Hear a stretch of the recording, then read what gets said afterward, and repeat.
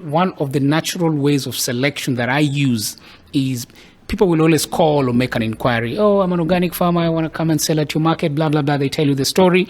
Fantastic. We want you. And the question is always, my question back is, where's your farm? Can you schedule a farm visit? Over 96% of those people will never get back. Outrightly, never.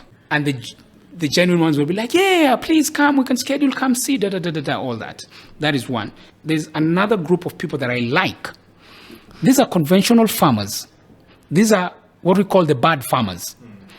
I like those people that are genuine because they say, listen, I am a conventional farmer. I want to transition and become organic. I want space. I want to work with you. So I usually use it as a scenario of like a drug addict. They cannot live or survive without the drugs. They will have challenges. But what I like about them, if they're committed, they will stop what they're doing. So it's sort of like 99% wrong, 1% good. So I'd rather eat 99 bad, 1 good. And then in a couple of months, they're 2% organic, 98%. In 1 year, 2 years, 3 years, they could be 60, 50%. We cannot also survive without them. You want these people to change. Yeah. But then at the market level, it's got to be also truthful. This is a farm under transition. They're not 100% organic. Maybe they could be 50%, they could be 40%. But I'm looking at this in 7-10 years. This guy could be an organic farmer. One of the farmers that I once met, I remember Kakila Farm, the guy was conventional. And I think today they are among the top people that I have, So we need such kind of people, but there has to be level of truth and, and being committed to, yes, and ready to learn, improve where you need to improve and things like that. But there are other tricks that, that we use. I can walk into any farm and I can tell you this is organic or not organic or whatever, I see a lot of monocropping that there's a problem there. I see a lot of diversity, little things, I don't know, that's over there, that's over there. The space, probably the size of this room where we're doing this podcast, there could be maybe 8 different things growing here. Sometimes I go with kids to farms, and any organic farm, it looks like a food forest. Yeah. The kids just jump in there and disappear and pick things and eat.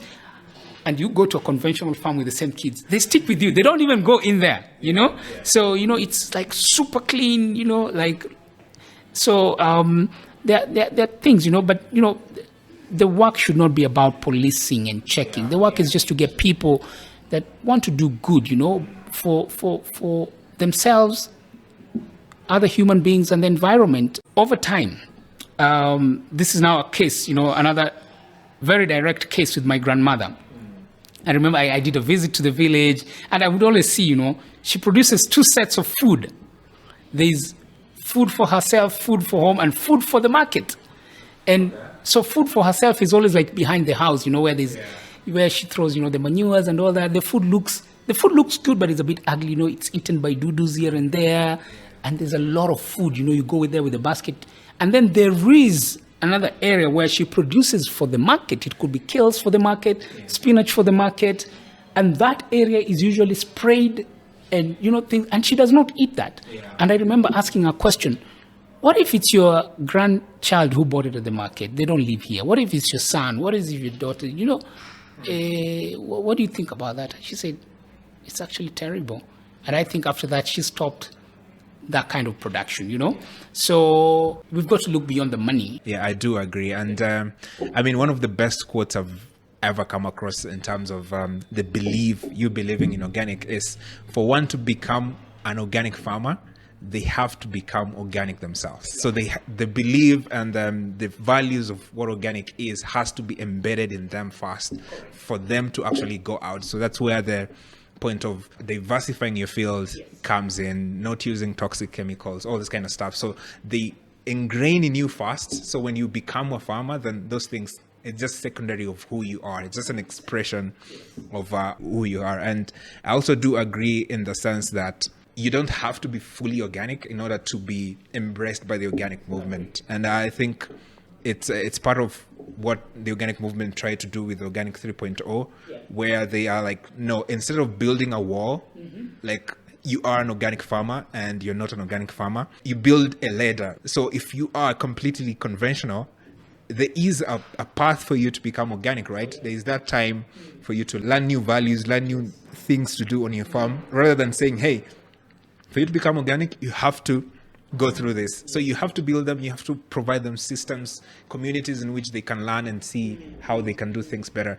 And that has to be a way forward for us to, grow the number of organic farmers. And this thing is about health, it's about the environment, it's about human beings, it's about the kids, and even based on with my own experience and trying to read a lot of medical, content around health, there's a big connection, between food and who we are. There's I know all pre-med students will do a nutrition course, a unit. Sorry, they have to do it, and that made me start to think, why do they take it as a unit? It's because it has everything to do with even what they're trying to do with the patient. But how many doctors do that? I guess very few. How many nutritionists do we have? Very, very rarely, You'll find always experts, in, orthopedics, heart, brain, I don't know what. But the nutrition part, and I think other than emergency, so emergency is you've been knocked by a car, you cut yourself, where you go to the hospital and immediately they do something about what you've gone through. If I am sick, if you are sick and you're checking yourself to the hospital, I think before any treatment, there has to be history. What do you eat? Give me the history for the last 1 year or 6 months, or, you will find there's a connection between the food and what is ailing you.